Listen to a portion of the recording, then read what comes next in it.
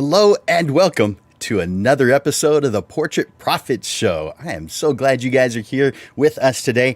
We have a panel who are going to be talking about the important things about websites and what it is that they do to cause it to work for them, to actually bring them in clients, making a living, making an income with their website. We've got a panel of three photographers who have done this for a while, know what it is that they're doing, and have quite a bit to share with you. So do me a favor, click that like button, click that love button, comment and share. I want to encourage you to do that. Share this with your friends. Those of you who know somebody else who is a photographer, and I bet you that is every single one of you, let them know that this exists. This is here for free to help you out. So therefore, share it with everyone else. Don't keep it a secret. Tell your friends. I want to let you know that this is the Portrait Profit Show. My name is Jim Landers, and my mission, it's simple. I help portrait photographers just like you make a great income doing what they love. Each week you get tips and systems on the business side of photography, designed to help you with marketing and sales, reducing the struggles that you face so that you can reach what you deserve. You're in the right place. Welcome to the Portrait Profit Show. The Portrait Profit Show is brought to you by Digital Pro Lab and Landers Photography School. I want to bring on our three panelists real quick and let you know who they are and let them introduce themselves one at a time. So let's start off with, how about I add Sharon to the screen? And this is Sharon Sutherland. Sharon, can you tell us a little bit about yourself and what you do? Yeah, absolutely. Thank you for having me, first of all. Course. I'm a mom, very involved. I now have a senior and a junior in high school, but I've long had a passion for photography, put it on hold because now that they're a senior and a junior, they have absolutely no desire or need for me. So it was time for me to take my long passion to the next step. So I've been going at it professionally about 18 months now, and my focus is high school seniors. High school seniors. And you've been doing that for 18 months approximately, is that right? Correct. And did you always know that you wanted to do high school seniors, or is that something you maybe evolved I into? I didn't know, but in the last 4 or 5 years, I've Hmm. been able to narrow down that focus. I've always loved being around kids, as I said, really Yeah. active and involved with my kids. So as I've grown up with them, my apologies, my dog. I've really been able to grab that niche and pulling back on my own history as a teenager. I have a lot of personal reasons for loving that age group and why I'm motivated to photograph that age group. Nice. I've have photographed high school seniors and thoroughly enjoy it. Yeah. What is the most fun thing you have experienced when photographing a high school senior?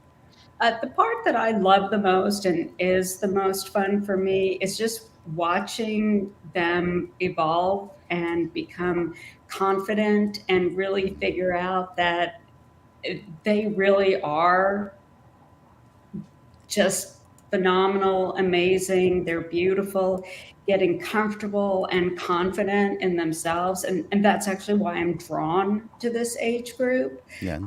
to help them find that inner confidence and belief in themselves. So to see that develop from very shy, inhibited to just the posing and I got this, and wow, I really am it. Yeah. That's just fun, and that's actually a privilege to go on that journey. So Nice. Well, yeah, thank you that's a for lot of fun. sharing that with us. And thank you for being here, being willing to spend your time. and uplift other photographers by sharing your experiences this evening. Oh, absolutely. It's a pleasure. Thank you. Sure. All right. So that was Sharon. And next, we're going to bring on Jeff. This is Jeff Truitt. Jeff, can you tell us a little bit about who you are and what you do?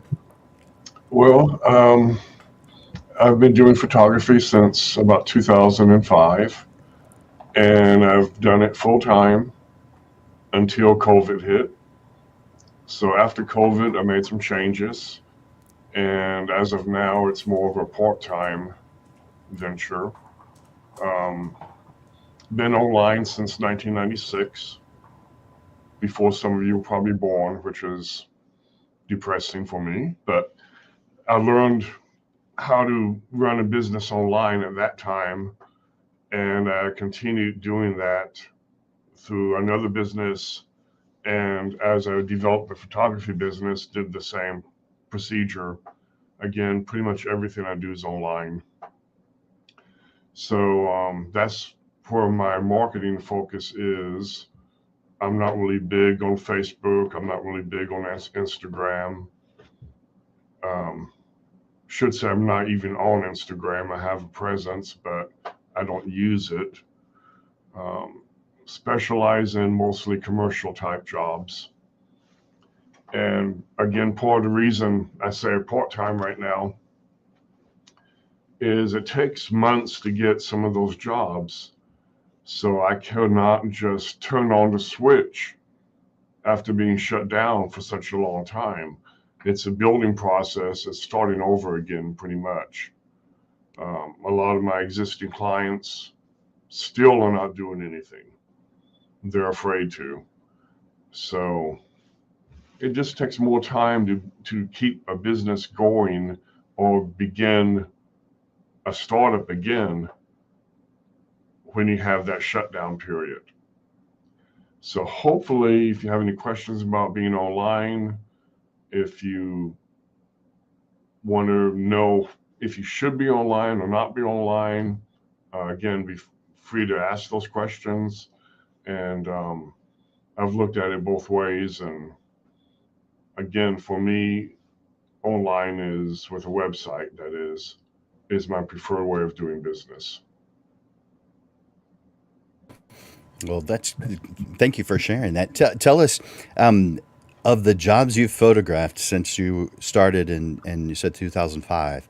Uh, do you have a favorite one or a favorite story that you could tell real quick? Um,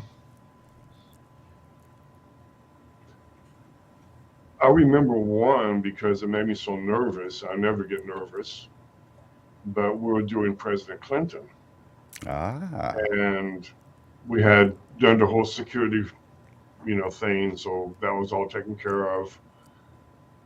I get there that day and walk in. No one checks anything, which I thought was odd. Maybe they're checking in the background.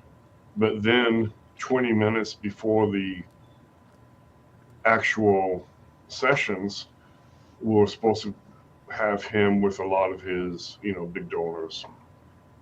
Everything changed. oh, Changed the room.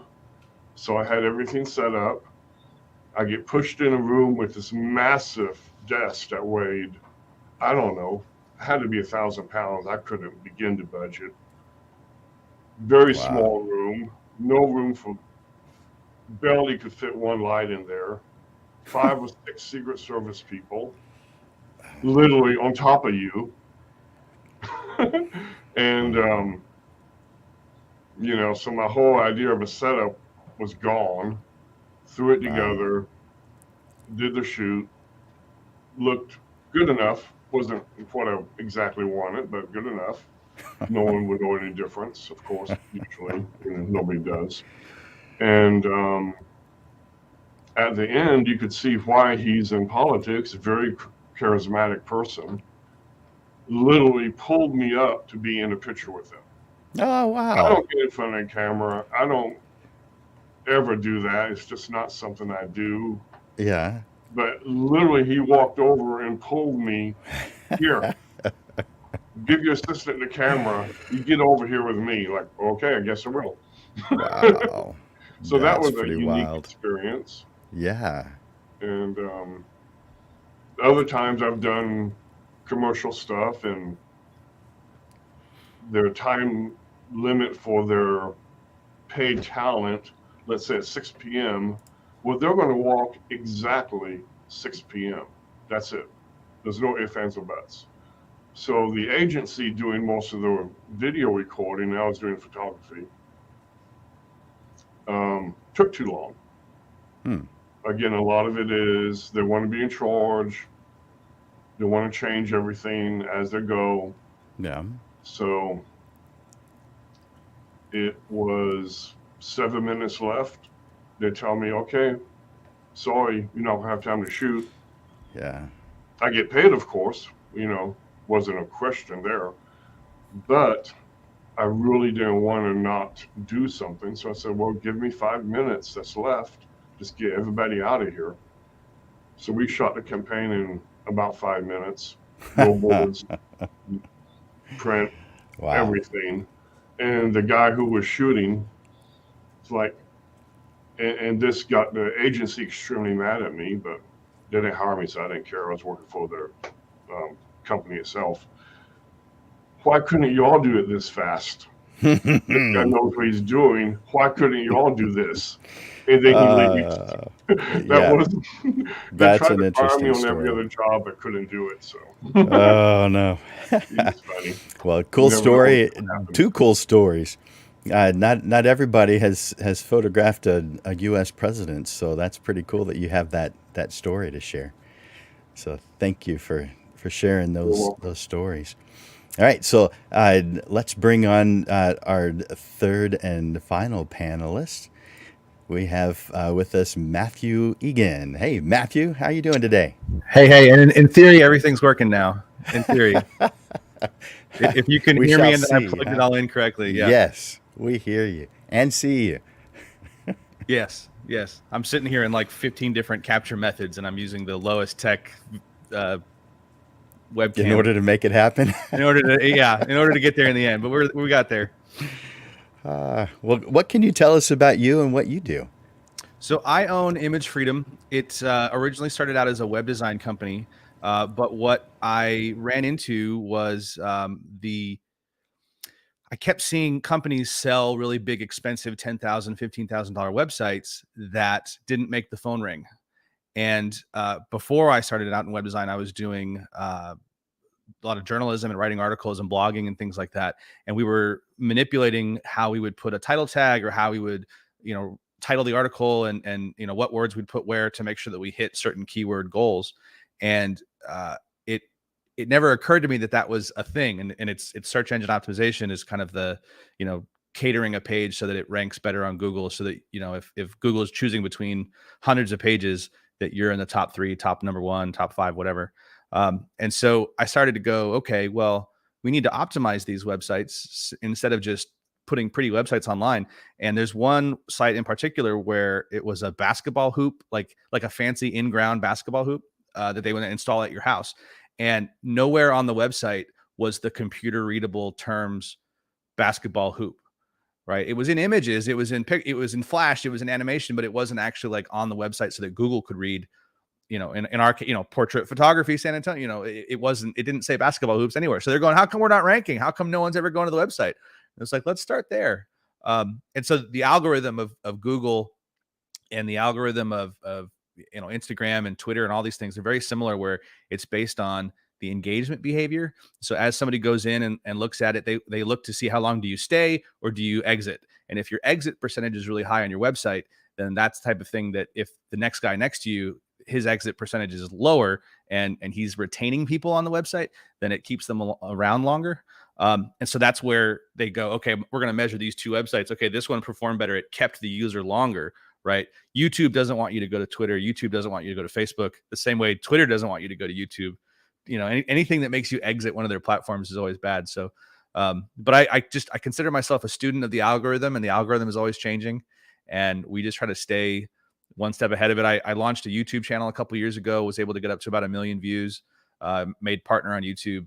And it's all the same stuff. It was just titling my videos and doing it in a way that the keywords were there, and we'd launch a video, and you'd Google the question that I answered, and I'd show up within 10 seconds on Google, even though the content was on YouTube, because YouTube and Google are owned by the same company. So YouTube is the second largest search engine in the world. So we're all just constantly chasing that algorithm, trying to make sure that what we post, what we put up, is what people want to see. That's pretty darn interesting. So the marketing side, the behind the scenes side, the website, are you doing photography for some of your websites as well? Yeah. So there was a shift, and I used to kind of consider the content creation part of me as a, here's over here, and then it was like I did this charity work, it's over here, and then there's website stuff, it's over here, and over the last 6 months, I work full time with my girlfriend Laurel, and she's really been kind of nudging me that all of these things are one thing. And so and then Jacqueline, we were brainstorming what to make our tagline for Image Freedom, and it used to be results driven SEO because it was 100% focused on SEO, and she came up with content that soars. And part of that was because I've been shooting drone video for the Discovery Channel and Motor Trend and whatnot, which has been a lot of fun.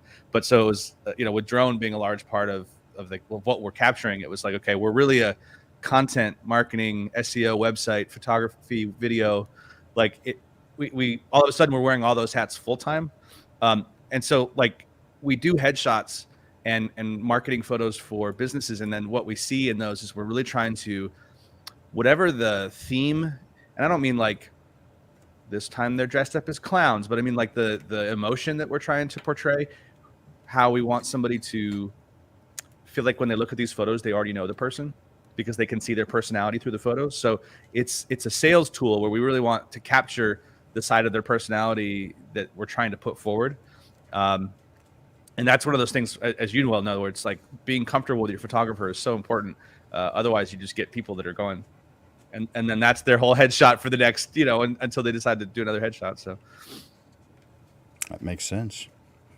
Well, I want to thank you for being being open and willing to uplift other photographers today for this panel.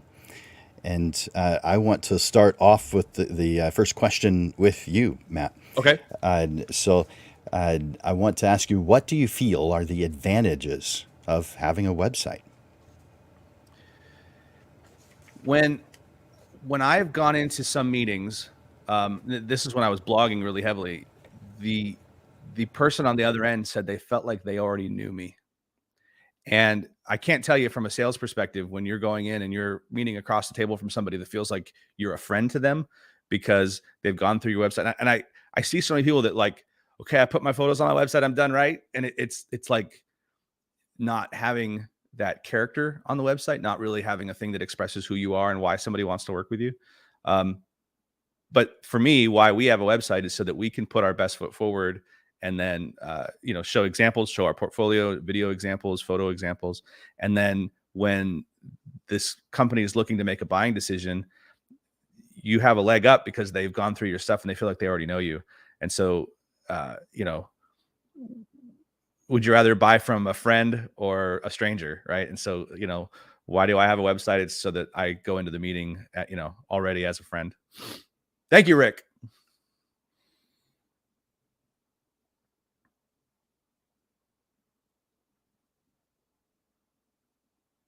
Well, that makes a lot of sense.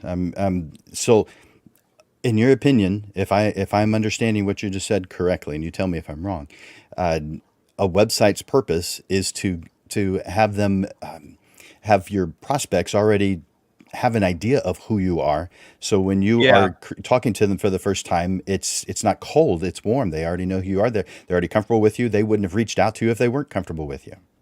And I think there's that certain tire kicking element where if you've ruled out somebody so that they don't waste your time, if they don't like what you do, then they shouldn't talk to you, kind of thing. So it's for everybody's benefit, right? So they know what you do, and then that they've already seen what you like, and I can reference in a conversation, oh, did you see this video? And they go, oh yeah, I watched this. That was the one with this guy. And I put that in the portfolio on purpose so that it shows a little bit of everything, so that when I pitch something to them, I'm like, it'll be similar to this.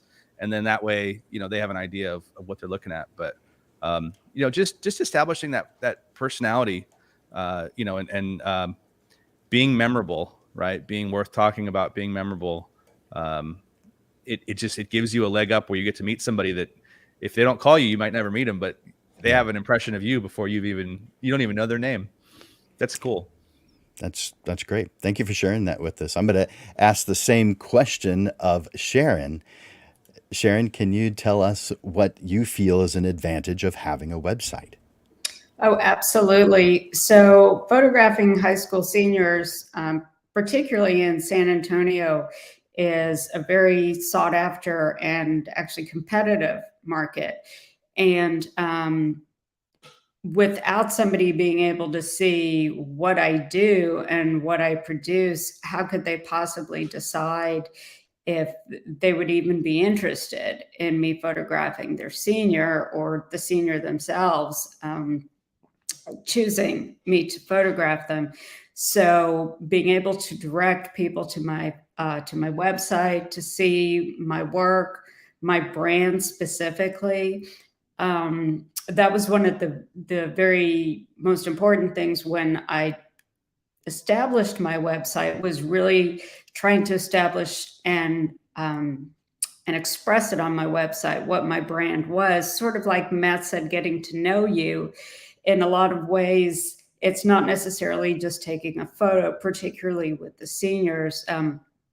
A lot of, or several of the photographers, they offer makeup and the hair, and that's fine.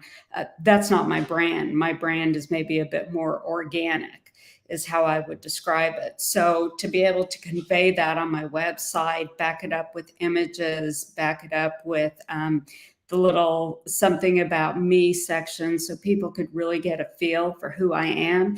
And then again, it's a weaning out process. If that's the kind of images that you're wanting and that's who you are at heart, then great, maybe I'm a match. And if that's not what you're looking for, then I'm not the person to take your photos.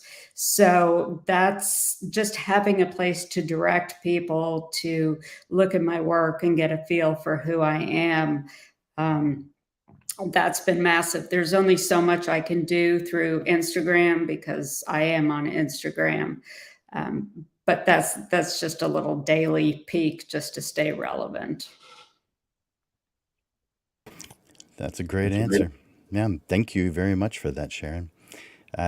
So let's ask the same question of Jeff.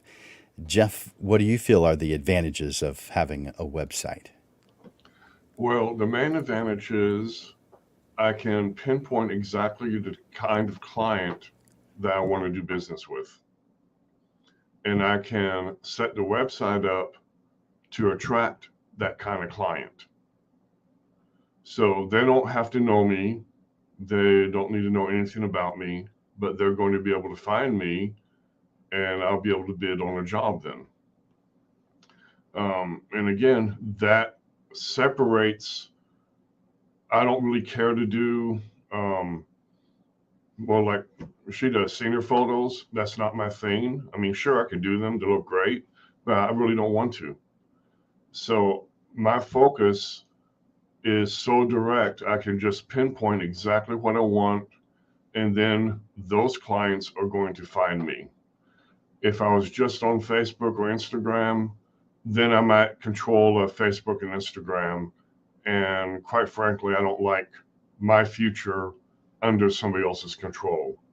I want total independent ability to market as I see fit and in a manner that I want to, without worrying about being monitored or, reduced exposure. Okay, yeah, that makes sense. Very good. So taking control, making sure that the correct message is being sent out, and to be able to cater to those who you want to work with and not get those who you don't. Mm-hmm. Smart. I like it. Well, the next question I'm going to ask you first, Jeff. Uh, do you put pricing on your website? I do not put pricing. Everything is, my jobs all come in for bids. So everything's very specific. There's really no way for me to put a price and have it make sense. So I show what I can do, explain what I can do, and then the pricing we'll discuss usually by text, email, or phone per job. Yeah, that makes a lot of sense. I mean, especially with the commercial stuff you do, it's very it depends on what someone asks for. There's too many variables to just throw out pricing. And And if you just did headshots, would you have pricing in that no, instance? Okay. no, I don't want to compete on price. Ah, good. Okay, if somebody's shopping price and that's all they're shopping, move on. I don't want to work with you. I want somebody who sees the quality, who sees that I can produce what I'm talking about, who sees the value in reliability. Again, because a lot of these jobs, they may be paying $1 million, $2 million for the setups. If you screw up, you're in trouble. So I want to know exactly what the whole, everything that's being done, because I may triple my price when I hear, who's coming in, what's being done, everything, because I know the responsibility is there and they're going to have to pay for that responsibility to get that job done. Not just the photography part, but the reliability of it. And again, the bigger companies all have been burned before, so they won't take the lowest bid. Yeah. They want someone probably in the middle to the upper range, unless you blow the budget completely. Sometimes I'll let you know. But that's a better place to be. Plus, you're able to make a living then. I think Rick has a comment for you. Jeff, you're a digital monster. Well, I've been doing it for a long time, so I got to learn something. It took me a while to learn, but I think I figured it. Well, hopefully I figured some of it out. That's right. Well, thank you, Jeff. Same question going to Matt. Matt, can you tell us, would you recommend a photographer putting their pricing on their website? I think I agree with what Jeff said, that you don't want to be competing with somebody purely on price. I think if you're in a situation where you're a studio or something and there's packages and the packages never change, then I think having that information out there or having it be shareable on social media and whatnot. But I would say probably 7 times out of 10, I wouldn't put the pricing online. Again, because it's if someone wants, a 2-minute video, but that requires going to 6 locations, that could be very different in price than a single location and whatnot. So, and then are we taking still images while we're capturing this video? Are we, are we exporting this out to all the different social media sizes? What is the final product? And so when you put a price on that, it's potentially very limiting. And there's a psychological term, object permanence, where the first price somebody hears is the price that kind of sticks in their mind.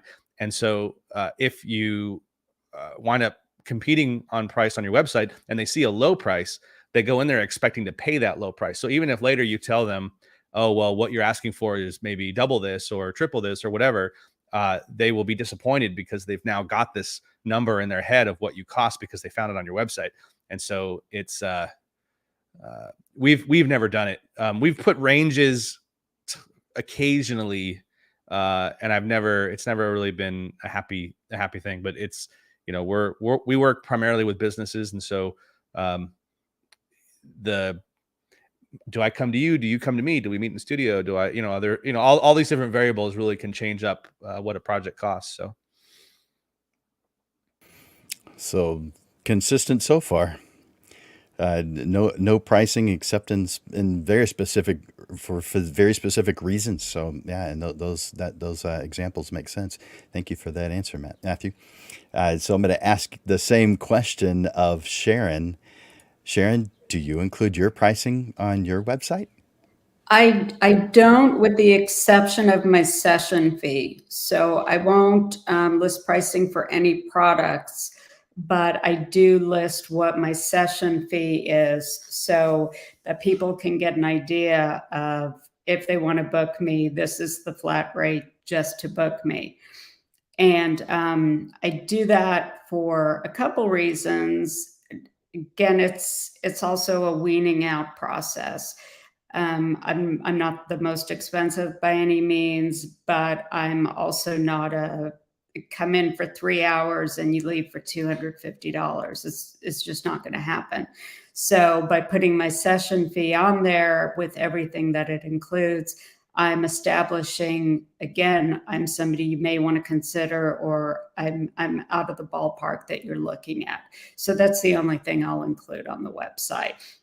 If I am running just some kind of promotion, like right now, I'm trying to do some prom photos for fun. So I've put a price on that, but that's all I'll do. No, that makes a lot of sense. Okay, very good. Well, thank you for that, Sharon. Let's move on to the next question, and I'm going to ask Matt to answer that question first. So let's bring Matt back on, and I'm going to ask you: do you use any type of, or do you use or recommend any type of analytics to help you fine tune your website? So Google Analytics is what most people are using, and I would say that that's a safe place to be. I also recommend evaluating your website with some type of tool. Ahrefs is the one that I use, ahrefs.com. And that's an SEO tool that will look at how you're ranking versus your competitors, how much traffic is estimated to be coming in. And then there's another one called SEO Moz, or now it's just Moz, moz.com. But I don't like their tools. They've tried to become more of a marketing company, less of an SEO company, and so they've like drilled down too far, I think. But then Ahrefs came in, and it was like a single guy team versus this team of like 30 people, and his tools were kicking their butt. So Ahrefs is the one I recommend. But in Google Analytics, you want to see things like time on site. How long is somebody spending on your site? I recommend that everybody, when they're looking at their website, especially photographers, this is the number one mistake that we see, is that your photos are too large on the website. And so if you do a Pingdom, Pingdom speed test, you can see how fast your website loads. And so it'll put you in a letter grade. And I would say ideally 4 or 5 seconds is how fast you want your website to load. But a lot of photographers will put such large images on their website because they want to make sure that the quality is always perfect, that then it takes 10, 15 seconds for the website to load. And what happens in that is that Google will downplay your placement because they see that other sites load faster in your space. And so you might have a lesser photographer showing up above you because they've compressed the stuff on their website more. So Google Analytics will show you what people are doing once they get to your site. Ahrefs will show you how the search engines are indexing your site and how your competitors and keywords are going. And then Pingdom speed test will show you kind of how fast everything is loading. And if you want to go a step further, I recommend Sucuri, SUCURI, Sucuri speed test, security test. It will check. I recommend you do this maybe once a month, but it'll check to make sure that your website doesn't have any kind of malware or anything on it. And the reason that people hack websites, and this is probably a longer answer than Jim wanted, but search engines work off of referrals.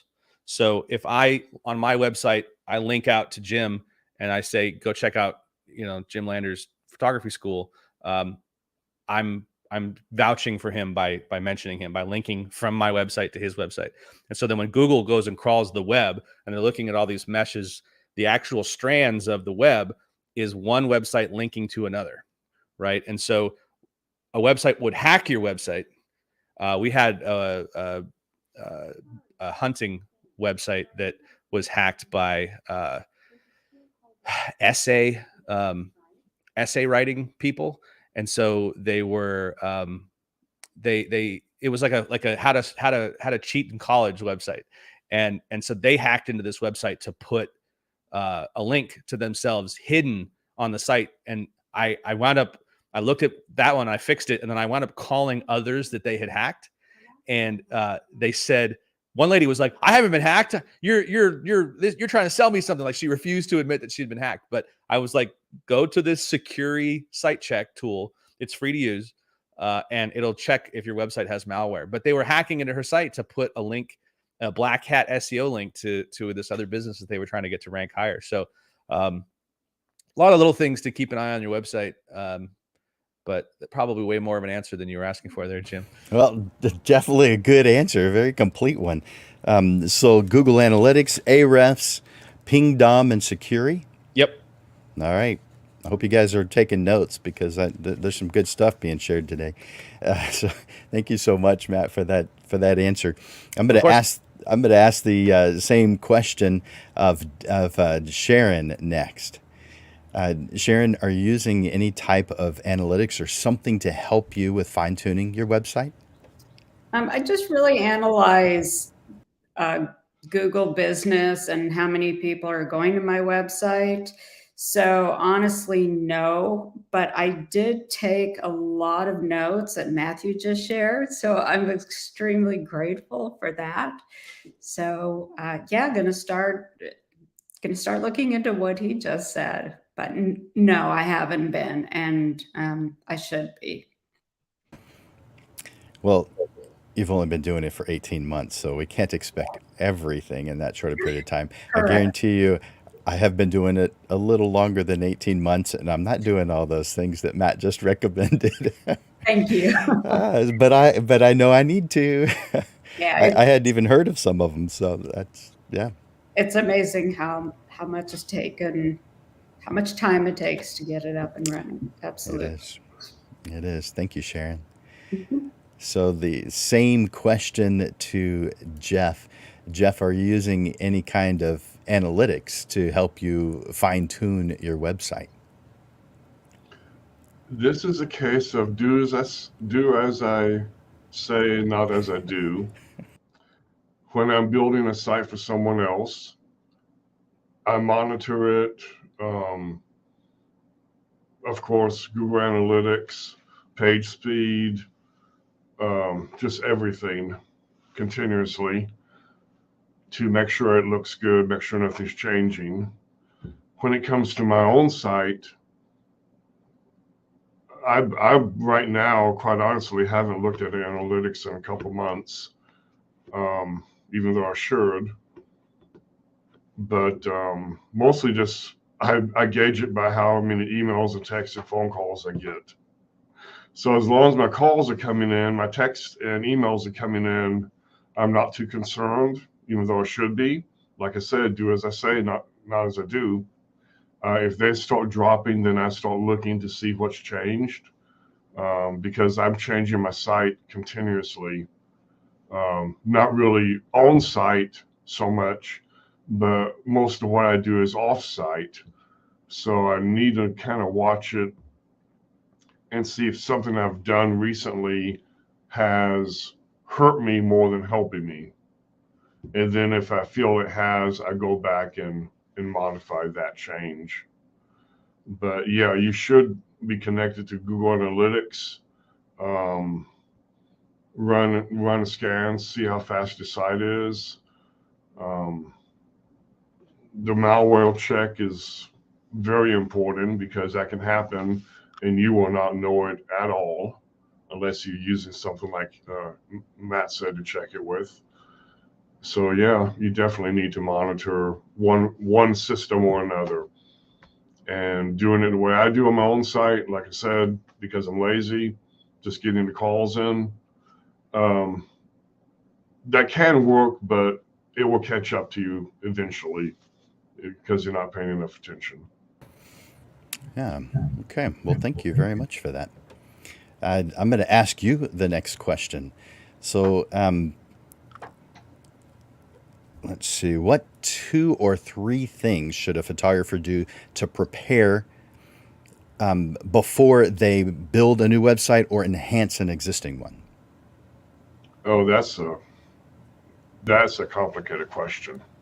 My big things are I try to just name the number one things that are always in my mind.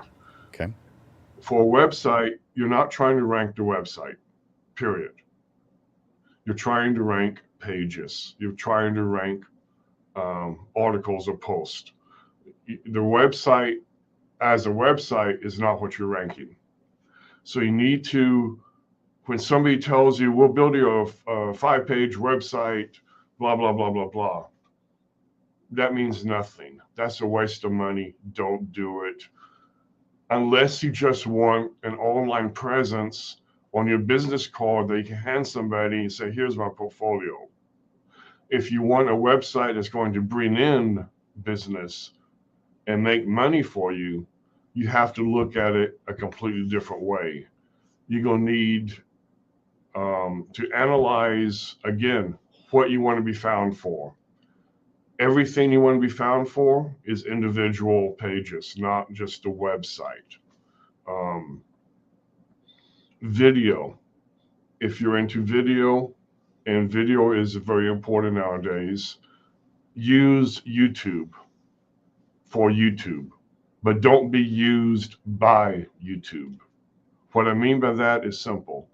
Have a YouTube presence because, as Matt said earlier, it's a number 2 search engine.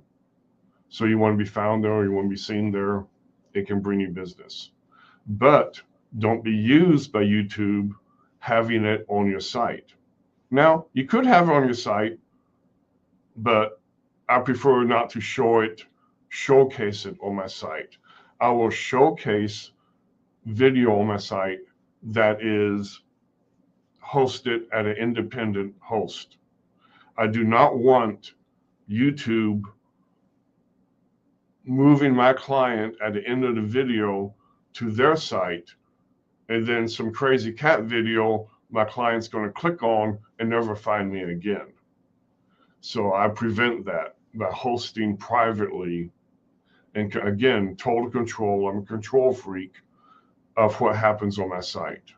But I use YouTube to bring in traffic to rank into search engines and to have a presence, because YouTube and Google are looking at your presence basically all around the internet. And the last thing is, for me, I prefer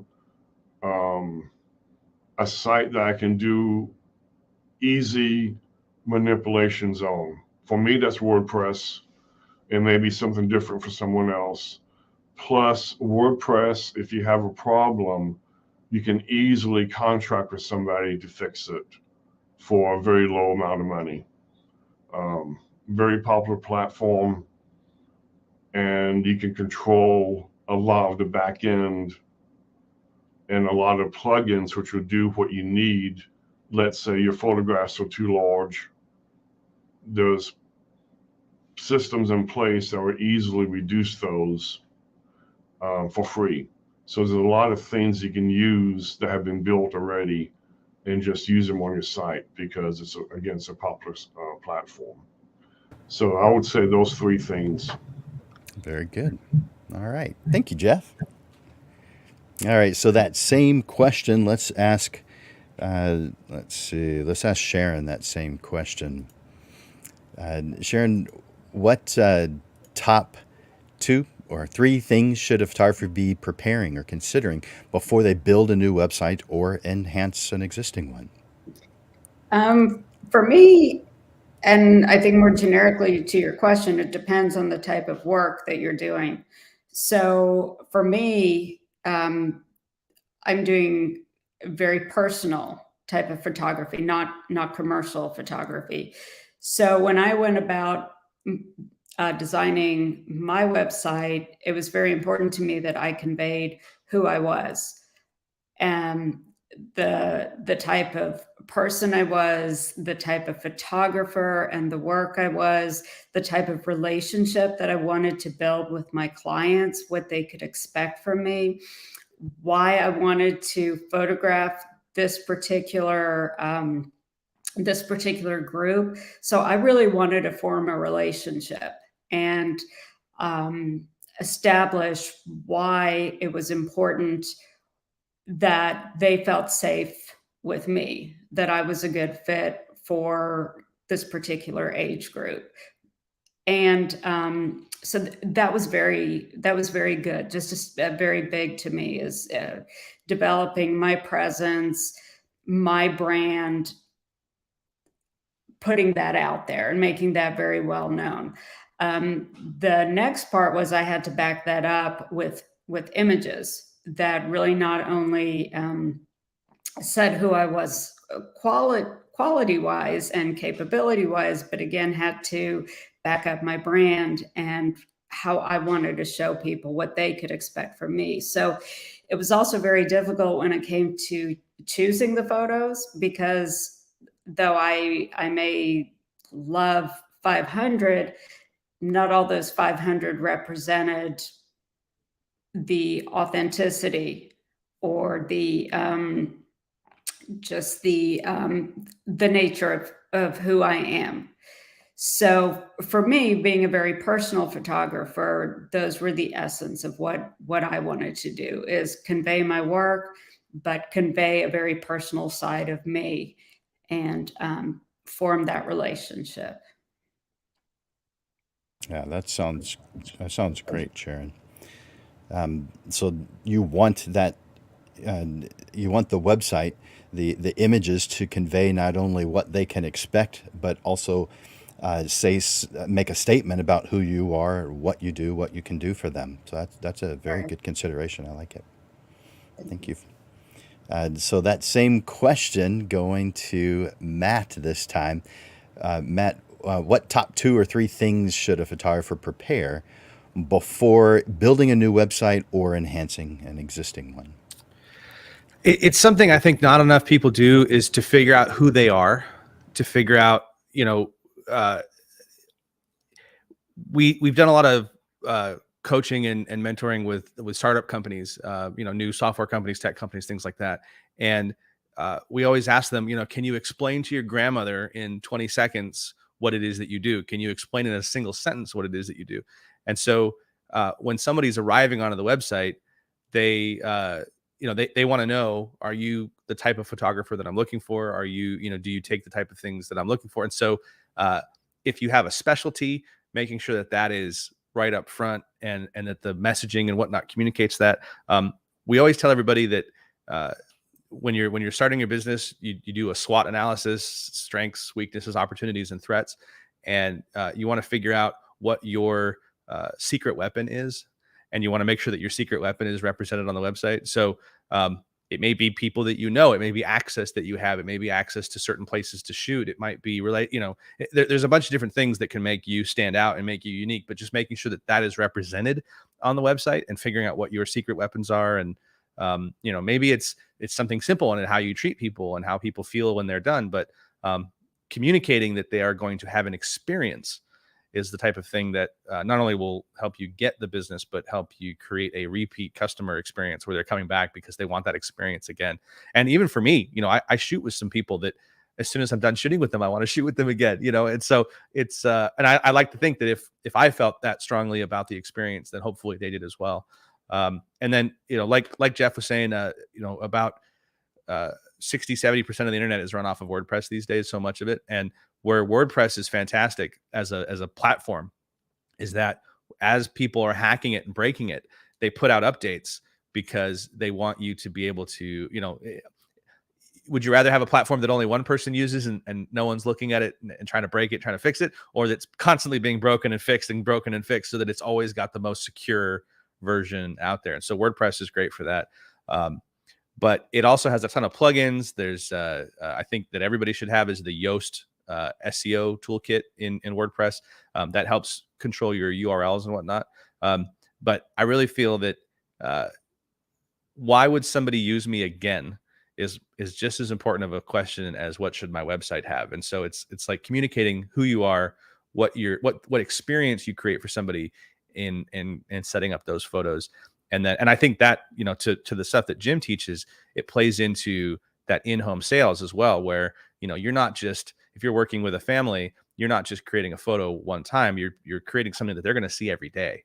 And so what is the experience of walking past this photo every day?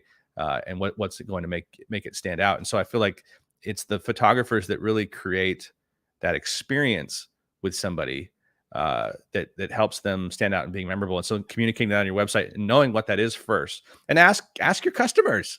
Don't be afraid to say, hey, how was it? How did I do? Is there anything I could have done differently? What stood out for you? And get that feedback, collect that anywhere you can get it. And hopefully it's what you're trying to portray. It's the experience you're trying to create. But don't be afraid to ask for that feedback if you're having a hard time figuring out what the experience is that you're creating. I like that. I really like that forethought of what can I do that's going to make them come back as being something I'm including, something I'm thinking about, something that I'm aspiring to when building the website. A lot of good forethought. Yeah, I appreciate that, Matthew. So I'm going to ask you the next question. Start off with Okay. you. And that the next question is, how do you feel about using testimonials and reviews? In a traditional website setup, trust symbols are everything. And so if you look at a air conditioning company and you see that they have, I won this award on Angie's List, those are a trust symbol, right? They've got 5-star reviews. There's these things that say that somebody else believed in them, right? I can tell you that most of those things are BS. They were created by somebody like me, and I can put 5 stars on anything. But people believe those types of symbols. And so having a name and a person and maybe even a photo that was taken and have the opportunity for somebody to say, this is why I work with somebody. And if you know what experience you're trying to create, what your personal brand is, and the experiential element of your business, that is really strong, to where you want that testimonial to communicate and reinforce your primary value proposition that's on the website, right? And so, in Sharon's case, if she's trying to communicate that seniors are going to come out and have a ton of fun, you don't want the first testimonial to be, my sister passed away and a photo was taken and I loved the photo, but you want it to be fun. I had a ton of fun. I went out there. We were at the lake, and I just really felt like it captured that year of my life in a really fun way that I didn't even think she'd be able to get it into one shot, right? And so you want that same energy of your value proposition communicated through your testimonials. Nice. I like your excitement. So thank you very much for that answer, Matthew. I'm going to ask the same question of, let's see, Sharon is next. Sharon, how do you feel about using testimonials and reviews? And I think you might be muted.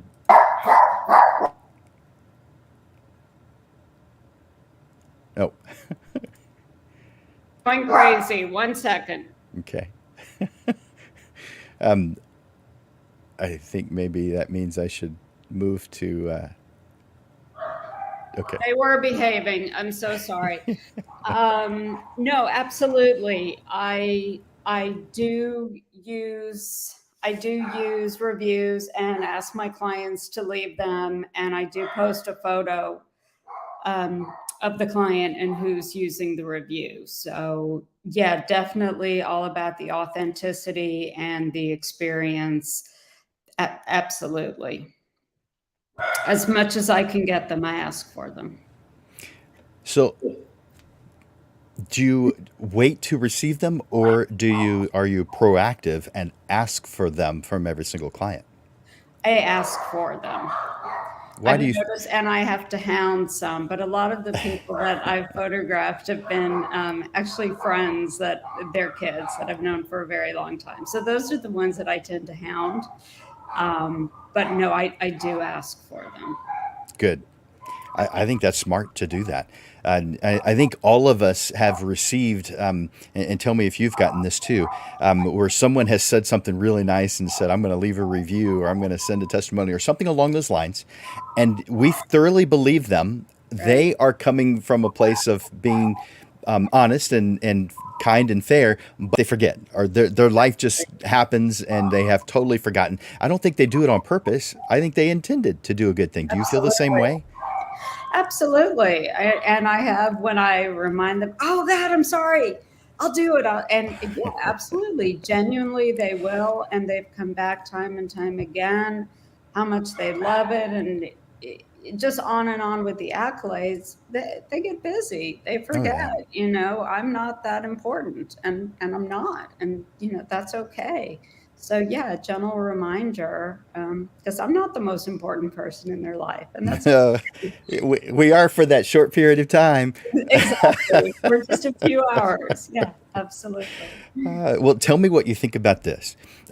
What I have recommended to photographers is that when someone says something nice about us, they'll usually say that right there in front of us. This was this session went so well, or these photographs are so beautiful. I'm looking forward to seeing them on my wall, or now that they're on the wall, I'm just thrilled. I'm crying tears of joy. And so whenever someone says something like that, I said, "Oh my gosh, that would make such a great review. Do you mind if I write it down and email it to you for your approval?" I have I love found that that. every single time that I do it that way, I get a response. But when I ask them to just take the reins, I often don't because their life gets in the way. How do you feel about that? No, I actually love that. That's a really great idea because, yeah, you're right. It takes initiative from them sitting down. And it's also a lot of what I found is people then get wrapped up with, what should I say? Because then they Yes. think too hard. They want to say the perfect Yeah. thing. Whereas what you just said, it's so spontaneous, it's so genuine. No, I love that. I think that's fabulous. Well, I thank will you. I will borrow that. Thank you. Uh, well, thank you for your responses, Sharon. So let's ask that same question of Jeff. Um, Jeff, can you tell us your thoughts? How do you feel about using testimonials and reviews? They're mandatory. In fact, I have a whole another business specifically geared to building reviews for businesses. And the reason for that is because I know how important they're all. Because Amazon started the review system, and no one buys anything today without looking for a review. That's just a fact. It's never going to change. Doesn't matter if they're real reviews, halfway manipulated reviews. People don't think that deep. They see a review, they see a 4-star, they see a 2-star, they don't like the 2. They want a 4 or 5, and then they're happy and will probably consider using you. To get those reviews, yeah, you can ask somebody. Personally, I'm just not comfortable doing that. But if you don't ask, you don't get. I have worked with clients who have 200 clients a week. They'll get 1 review every 6 weeks. But everybody loves them. They all want to leave a review. They're mean to leave a review, but they don't get around to doing it. As you said, life gets in the way. So you need some type of a system, whatever you're personally comfortable with. If that is asking for it, that's great. If it is a system built in that you can send and ask, I'm more comfortable doing that. I don't, it's just me, okay? That's how I would do it. And that gives them an opportunity to either do it or not do it. Those that do it will put the time and leave you a good review. Those that just don't want to, for whatever reason, I'm not feeling pushy with them. And then a lot of my commercial clients, if not most of them, unfortunately, everything's non-disclosure, this and that. they're really not comfortable leaving much of anything lately. They're all scared to death of everything, and everything's signed, and can't talk about it. That's the problem. So when you have clients that can leave reviews, you definitely want to link to your Google profile page, pull those in real time, put them on your website, and show people who are seeing your website. And actually, I think you can, if you have a big enough Facebook following, you can actually add those to Facebook, I believe. I haven't done it because I don't have a big enough following to test it. But however you can, put those on your website so people can see the latest, the greatest reviews. And yes, if you get a bad one, it happens. Go in and answer it. Talk to the people. Say, oh, I'm sorry. I understand what you're coming from, and let's work it out. Let's do something. Here's what I can do. And do that online, because people are not surprised you'll get a 3-star. Maybe you were late delivering or something like that. But answer it. Don't be afraid to. That makes it real. That shows that you care about it, and it takes off most of the negative part of that. Then you're going to have enough good reviews to make up for it. So that's what you want. You want people to see what's going on in real time with your Google reviews. If you're big on Facebook, then Facebook reviews, but Google's everything. There's some other sites that are important. You may want to get a few reviews in also. Again, depends on your niche. But number one is Google My Business, which is now Google Profiles. Get that, put it on your site. If you can, if you're doing any kind of video work, or even just turn on the video on your camera. If somebody wants to leave you a review, if you're asking in person, say, hey, can I record you? Are you comfortable? Oh yeah, do it. Record them. Now you have a video review you can put on your website. So yeah, definitely 100%. People want reviews of some type, or they're not going to be calling you. Yeah, a lot of good advice there, Jeff. I appreciate that. Yeah, they're real. People look at them, and so yeah, it's very valuable to take them seriously and include them. So the next question goes to you, Jeff. Are you using or do you recommend using any landing pages? And if so, what's the best way to use them? Yeah, well, yes and no, depending on your definition of a landing page. For How, me, a landing page would be if you're doing a special ad. Let's say you have Facebook ad out, then you're going to build a specific page aimed at answering the people pulled in from that ad. So let's say you're a wedding photographer and you do an ad about a wedding venue that you shoot at, and you get somebody clicks on your link. You don't want it coming to your website. Why? Because all those people care about is that very specific thing, that venue, that wedding at that venue. They don't care what else you do, period. So you need to be very specific with that page. That would be the quote landing page for that ad. Now, as far as on the actual website, you want, again, Google doesn't rank websites, they rank pages. So you want every individual page to be very, very specific. Google's not that bright. It needs to be told exactly what something is about, exactly what you want it to know. So if you start mixing in, well, I do weddings, I do headshots, I do this, I do that, Google's going to say, I don't know what you do, I'm confused, and leave. But if you're very specific and you do portraits and you say, I do portraits, I do this type of portrait for a living room that is 60 by 40 inches, guess what? Now Google knows what you're doing. So that's your page. You can call it whatever you want. I call it a product page.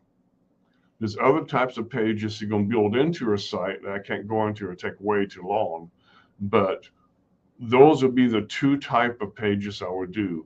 The ad, have a page for it to land on that's specifically focused on that ad. And then your product page specifically focused for that product you're selling on your site itself. Perfect. Yeah, and that's a good explanation of what a landing page is for those who may not know what it is. So thank you for doing that. All right, so that same question is going to Matt. So, excuse me, Matthew. Matthew, do you use landing pages, and if so, how? So it goes back to that conversation about kind of what your secret weapon is and what your key value proposition is for your business. So let's say that and I think we'll keep using Sharon as this guinea pig here. So we've got this great messaging about senior portraits, and but it's that time of the year. She's going to do Valentine's Day, or she's going to do Christmas or something, and it's but you don't want to necessarily take over your whole website that's really refined towards senior portraits. So she might create a landing page that is almost an entire website on its own, right? It's got all the pieces, and it's got a little gallery of its own, but it positions this company to only be a Christmas portrait company, right? And maybe that's something that gets ads on Google or on Facebook, kind of like what Jeff was saying. But this website would be a different message that it doesn't necessarily mesh with the message of your homepage, right? So if you want to be able to cast that net out wider, maybe we've got one for Christmas and family, and we've got other things, but we aren't necessarily trying to rank for that on Google, or we are like we let that just be a regular page on the website. A lot of times landing pages can only be reached via an ad, right? So it's not something that a user would ever stumble upon.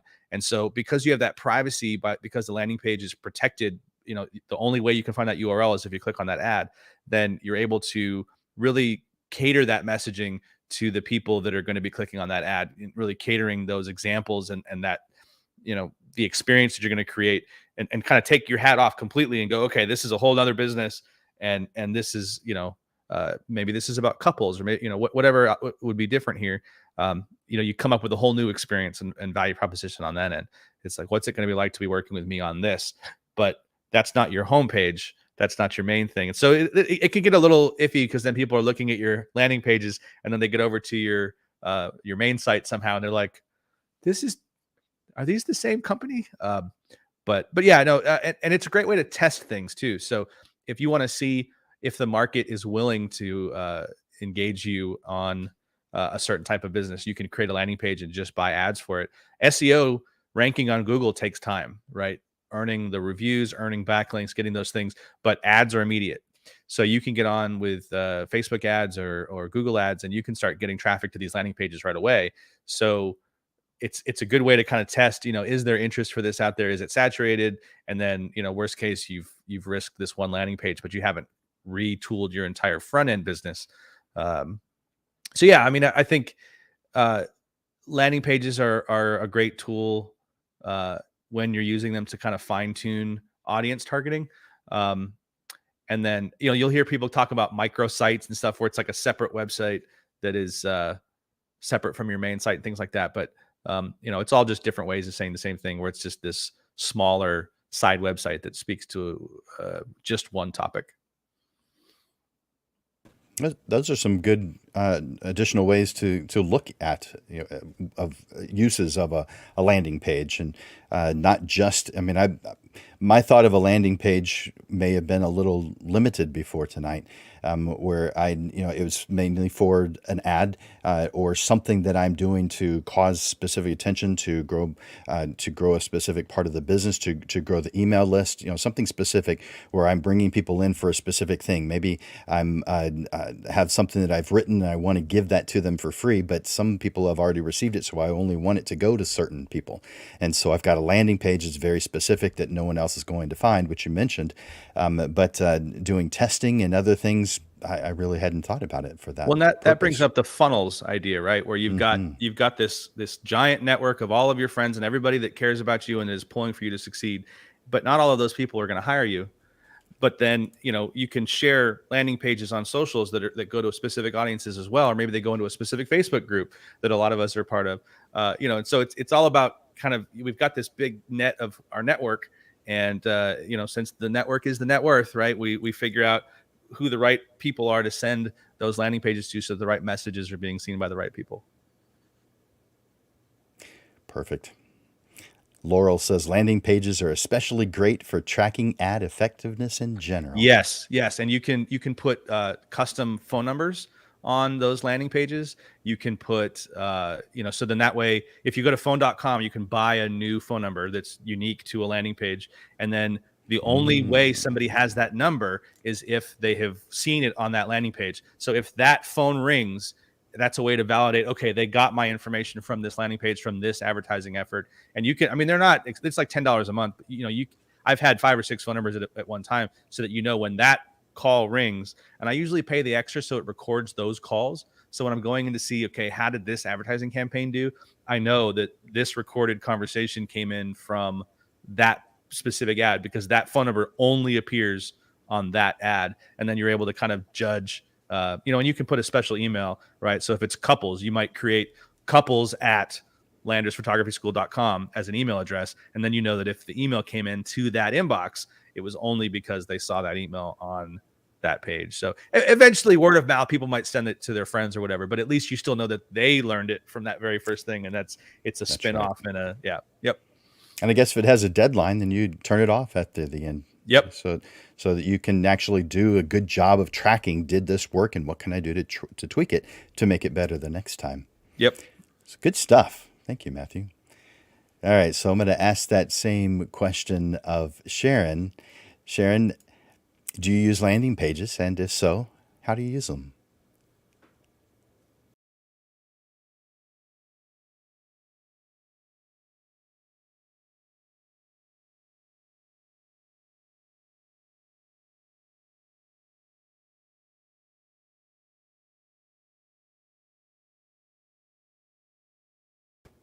Sharon, I think you may be muted.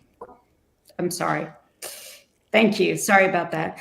I said I haven't used them, and part of it is still trying to just solely focus on the senior photos, not really branching out to doing anything else with them. A lot of it, I would also say, is limited resources at this point. There's only so much I can do being new. So I really have to be careful with where all my resources are. It's not a landing page, but the most I'll probably do to promote something that I'm doing a little differently is just a pop-up on the homepage when I'm doing it. But no, it's mostly, it's just really trying to establish who I am in the industry, and then the limitations of my resources right now. Well, totally understand that. So do you see the value in what Matt and Jeff were saying about adding this, or does that seem like it's like too big? It's too much, or how do you view that? No, it sounds absolutely wonderful. And I can definitely see the value in it as a one-person shop that does absolutely everything. It is a bit overwhelming.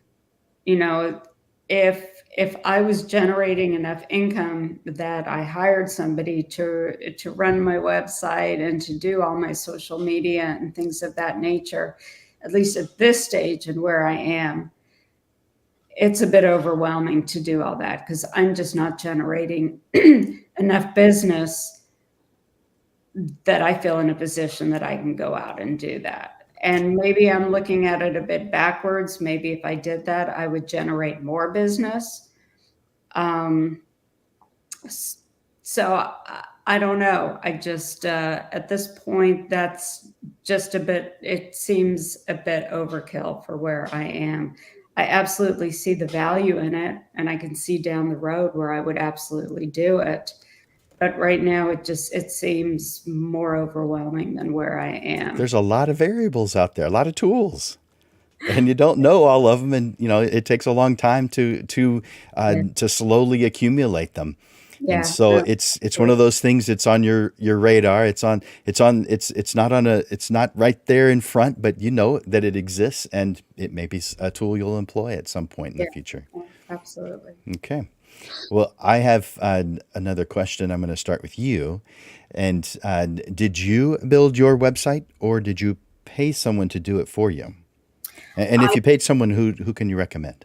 No, I built it, my husband and I. So he did all of the technical side of it, and then I did all the content side of it. And is that something that you update often or rarely? I do. I probably go in there whenever I have a photo shoot. I will go in there and I'll post the new photo shoot. I may change out who my some of my images that I have with certain promotion items, or if I'm talking about product lines that I have, I may rearrange some of the photos on there just so I think they're more attention grabbing, etc. I'll probably go in there unless I have a photo shoot that I'm updating images. I'll probably go in there every couple weeks just to look at it and see that I like it, see if there's something that just strikes me as, yeah, this wouldn't grab my attention either. So I Okay. do, I go in there regularly, but I make sure that my images are always up to date and relevant. I don't want people to go in and constantly see the same old. Ah, I was wondering about that. So you not only want to convey the message, but you also want to do it with fresh images. So Uh, something that's been there a year is probably too long. Oh, absolutely. And so I'll keep because I've got several pages. So I've got a page of my current shoots, and then I have a page of, so I've got my one gallery that's my current shoots, and they're just chronological when I've shot them. And they feature each senior, like 6 photos of each senior. And then I've got another page that's a gallery, and all the photos are there. So if you just want to see a bunch of different photos, you can do that. But each of my photo sessions is a different senior, and they're obviously their own person, very unique, and the style of what we did is very unique. So it's a nice look at the different locations that I go to. It's fun again because it's seniors. You can just see the individual style of each of them, and so it offers an insight into how I can help bring that out in them. So yes, it's very important that I keep it updated and relevant. You love telling their story. I love I hearing that. do. I'm very passionate about them. Absolutely. If you don't mind my asking, I don't want to ask, Yeah. this is probably a long answer, but how do you get the story out of them? Um, so I think the biggest thing, and I've gotten feedback about this, is having a lot of fun, just really helping them. When I photograph and I look at them, they're absolutely beautiful. I mean, I look at my camera, I probably take too many photos and too quickly, but it's like every move, I'm like, oh my God, you need to see this photo. You can't believe how beautiful you are. And it's genuine. I really do mean that. And just laughing and asking the questions about themselves, and then just encouraging them to try something new, but always reminding them that if it's outside of their comfort zone. The other thing I do a lot is I really make fun of myself. I mean, I had this one senior, and she was just like, I don't know what to do. I don't know how to pose. And I said, don't worry about that, but here, hold my camera. And I said, I want you to take some photos of me. And she's like, what? I said, no, seriously. And I did these really exaggerated Vogue poses of myself. I looked absolutely ridiculous.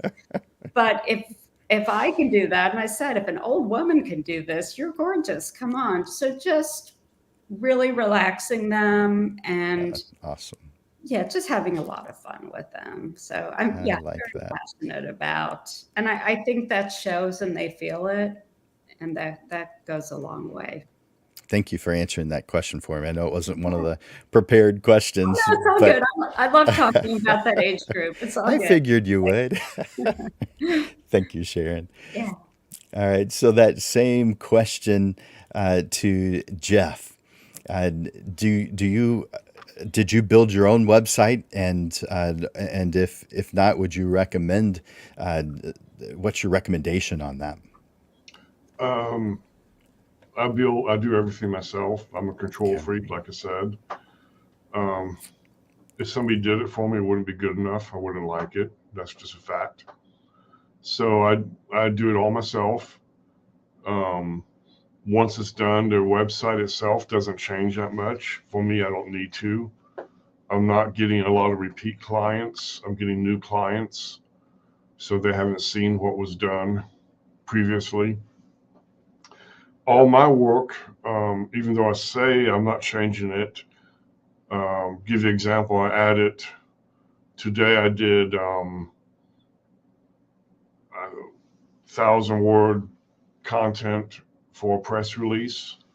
I did another few hundred words content for a Google News site. All that kind of stuff is done off the website. So even though the website is built, it's built in such a way that allows me to use the best SEO practices offsite to bring in and enhance the website itself. But again, I'm not really interested in changing what's working on the website. I do everything else off-site, which is if you're going to be doing it as a way to bring in clients, then the offsite is extremely important. So you're going to be spending a lot of time doing that, probably as much as it took to build it. So you can pay somebody to build it and leave it, and it's not going to really do anything other than be on a business card, which is fine for many people. But again, if you're doing it to make money, to bring in clients, to bring in phone calls from people who have never seen, heard, or even in the same city, most of my business is from out of state. And that's why I focus. Then you're going to have to be doing it continuously, and that will get very expensive to do it the right way. So it's good. It's something good to learn yourself. That makes a lot of sense. And what year was it when you began learning how to do that kind of thing?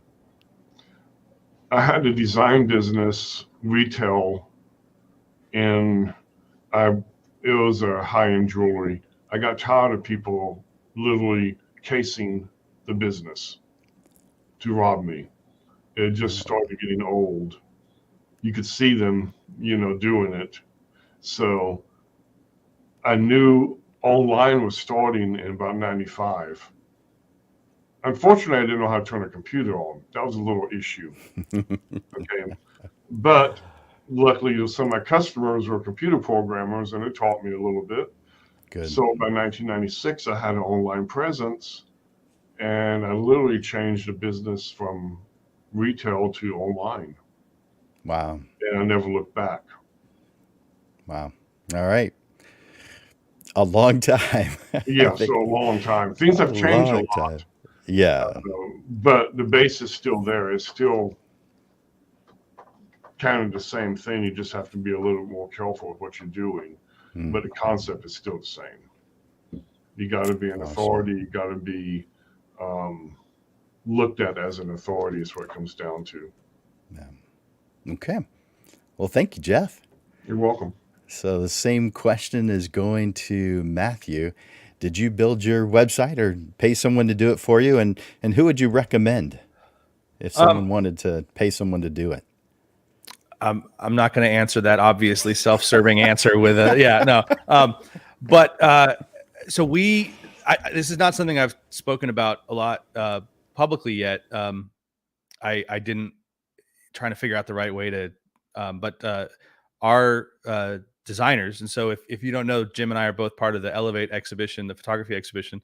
And so the designers that did my Image Freedom site, the designers that did the Elevate, and the programmers are in Ukraine. And so with everything going on out there right now, they are getting pummeled. And we use artists in Venezuela. We have an amazing. I'm part of the Peter Mayhew Foundation, and through that, we just know so many people from all over the place. That these guys in Ukraine make amazing mobile-friendly, responsive code, and so what we get back from them is always gorgeous. And I've had full websites designed in under an hour. Just designed, not like fully programmed and whatnot, because this guy Max, that is the same guy that designed the My Image Freedom site and the Elevate exhibition site, he just nails it in like no time at all. And so we're able to do a fully optimized website for $2,000, where a big agency for that level of code and responsiveness and all the features and everything that goes into it probably would charge $5,000 to $10,000 for the same thing. So we don't need programmers every day, and that's the wonderful thing about WordPress, so that we don't necessarily have a full-time programmer on staff. We use them several times a week, but it's once the WordPress is done correctly, and this is something that when you are hiring a web designer, you want to make sure that you ask them for is there a bulleted list version of this page? Is there a 2-column version of this page? Is there a single column long version of this page? And so that when you go in later, because WordPress is so customizable, you want to be able to select from a drop-down menu, hey, I want this to have 2 columns, and then all of a sudden that page goes from a single column to 2 columns, and maybe one half is bullets, but do my bullets have a style, right? And so always make sure that you get like a style sheet of every possible way that the website can be deployed. So then that way you're not sitting there going, oh, I'd love to arrange it this way, or you're trying to hack it yourself, and then you wind up breaking a bunch of stuff that's not supposed to look that way to get the look that you want. So we work with our partners, and they're in house, they're part-ish time, but they're really great. And then we edit the site ourselves in between. So Laurel and I both have the ability to go in there and make changes and whatnot. But it takes a village. You really want somebody that understands design in a way that, how does this collapse down onto a phone? Something like 60 to 80% of your traffic is going to be mobile. It's going to be, somebody looks you up really fast on the phone, and they want to know, they want to skim it really fast. They want to see your photos. And so you want something that looks as good on desktop as it does on mobile.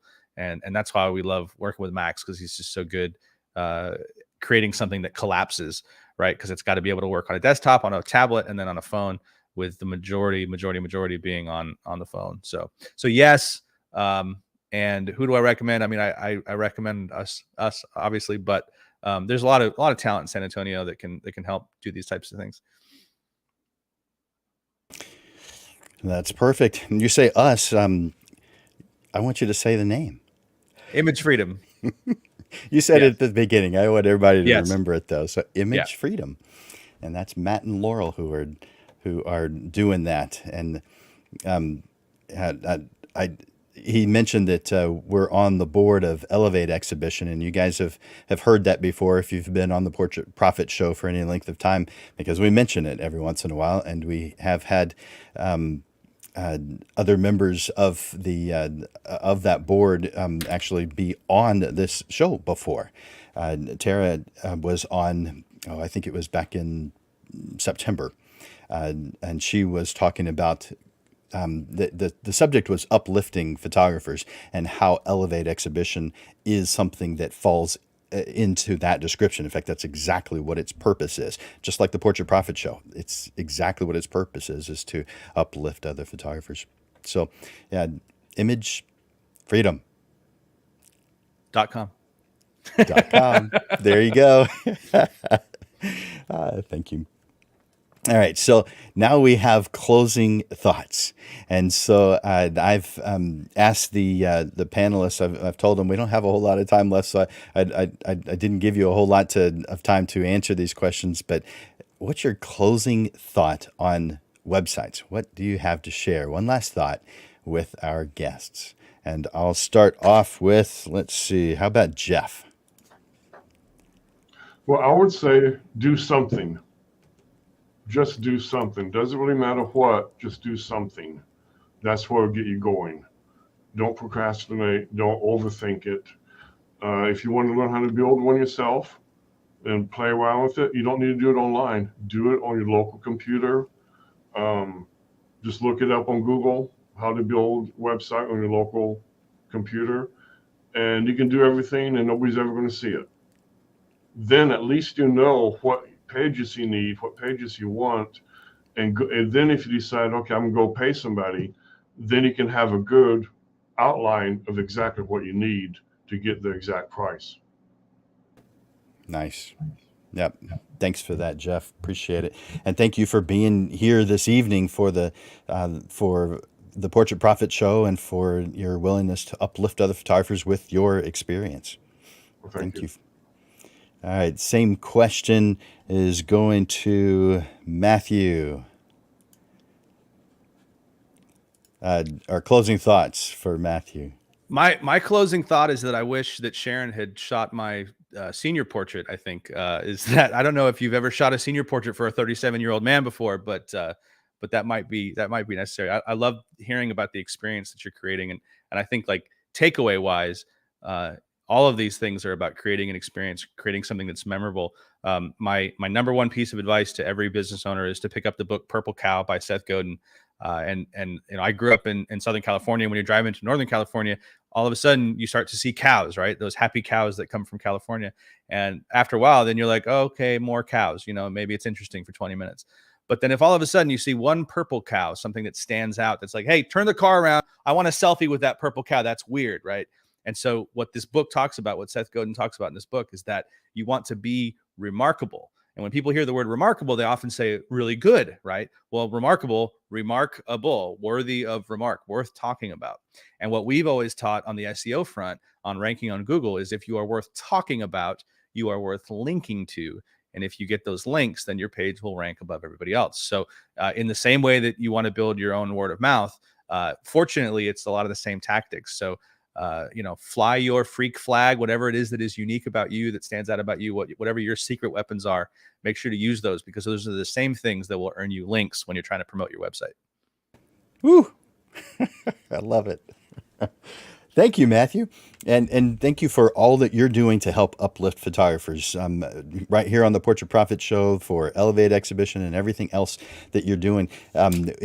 All of us appreciate all the help that we're getting, but we don't necessarily know who's behind the scenes and who's making it happen. And you definitely are one of those, Jeff and Sharon. All of you represent people who are willing to go out of their way to take of their own time in order to give it to others. And so I want to tell you thank you for all that you're doing. Absolutely. We have a ton of fun doing it. And Laurel too. I know she's got to be around there somewhere. She's my much better half. Yes. Her comments, and she's adding a lot, and I know she adds a ton, a lot of it behind the scenes, but we know that she's tough and she's hardworking and she is dedicated, and we definitely appreciate her too. Absolutely. And finally, closing thoughts to Sharon. First, I just want to say Matthew really uplifted me tonight, so thank you very, very much. Um, yeah, and Jeff actually really said it. I knew I just had to get a presence out there. That was the most important thing. A lot of what I did when I very first started is because my son is a senior and my daughter is a junior, I went directly to people that I knew and said, "Hey, can I photograph your child?"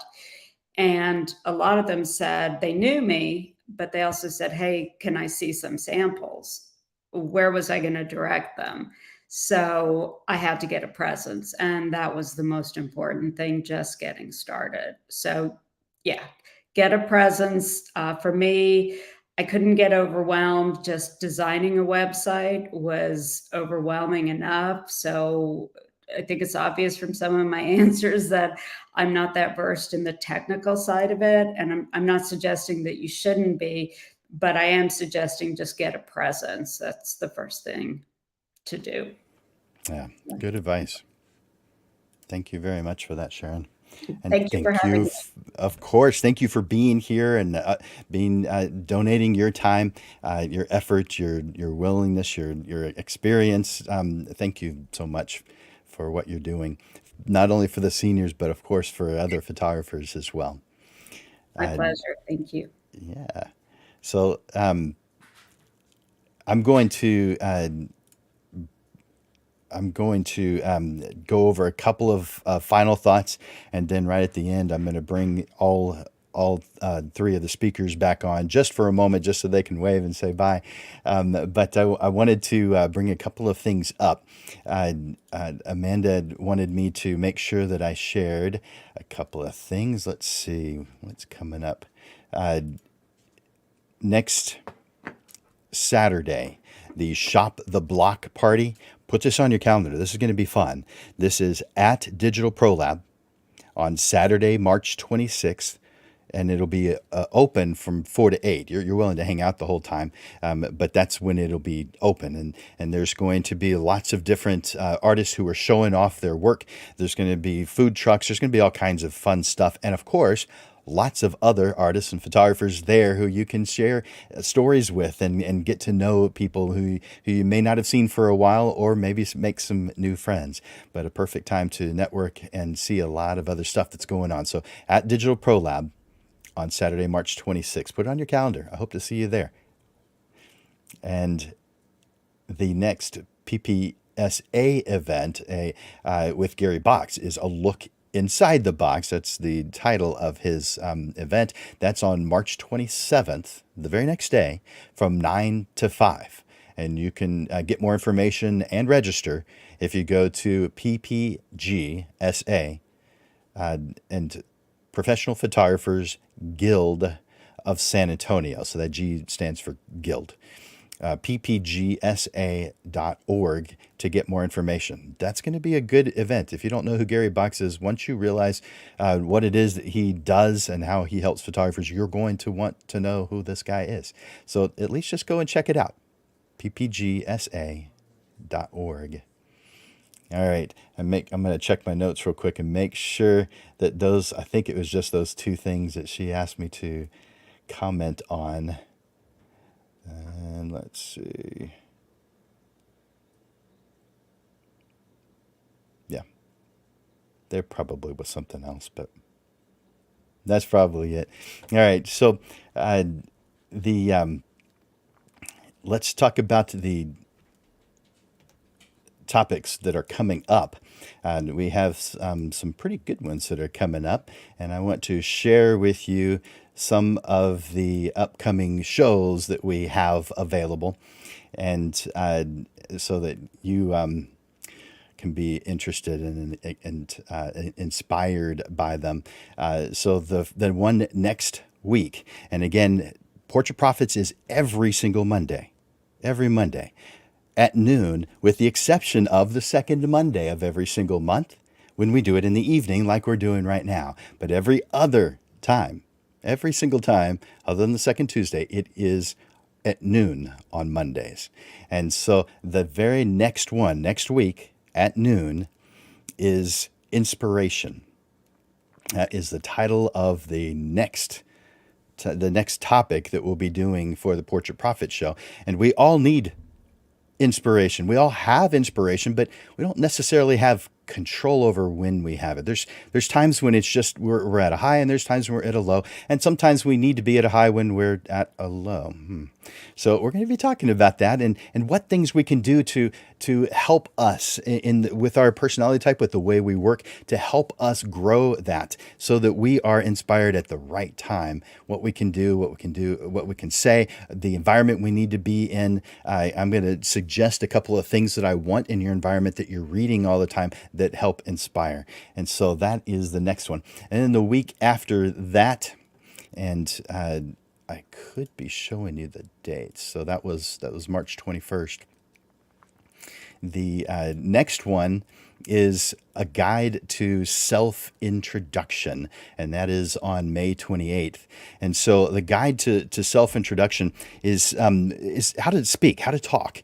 When we are speaking with someone, especially for the first time, some of us are great, and we know exactly what to say, and we can hold a conversation without any problem. But other times we don't, and there's a lot of photographers, a lot of creatives that are introverts. That doesn't mean they are necessarily bad at that kind of thing, but maybe they could do something to become even better. So we're going to be talking about how to introduce yourself, what things to do, what things to say, how to talk about what it is that you do that intrigues your target market.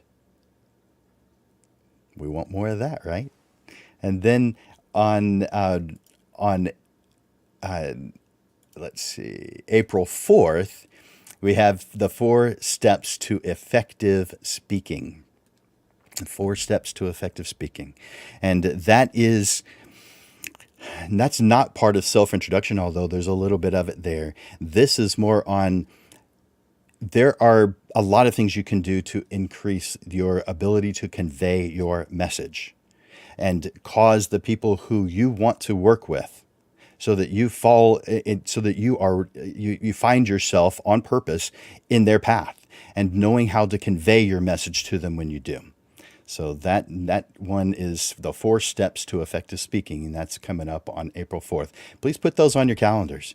Every single Monday, we have something prepared to help you guys out as photographers. And so I want you to put it on your calendar, and I want you to share this with someone else, because I bet there's someone else who could benefit from it too. Let's see. That should do it for the upcoming. There are several. The next panel will be on April 11th, and that is in-person communication. How do we communicate with others? How do we convey our message? That will be the next panel discussion on April 11th. Again, that one is in the evening. That's the second Monday. So coming up, you've got inspiration, a guide to self-introduction, and the 4 steps to effective speaking. Those are coming up. I want to bring on our panel for today, and I need to, there we go, bring the 3 of them back. We have Sharon Sutherland, Jeff Truitt, and Matthew Egan, or maybe not. Love it. Love it. That is fantastic. I'm going to make a closing statement here in just a moment, but I want to thank you guys one last time for donating your time, for caring enough about the artists, the creatives, the photographers in this community, and uplifting them. Thank you so much for being here this evening, and thank you all for all that you're doing to uplift photographers. Thank you, guys. Thank you, Jim. Thank you.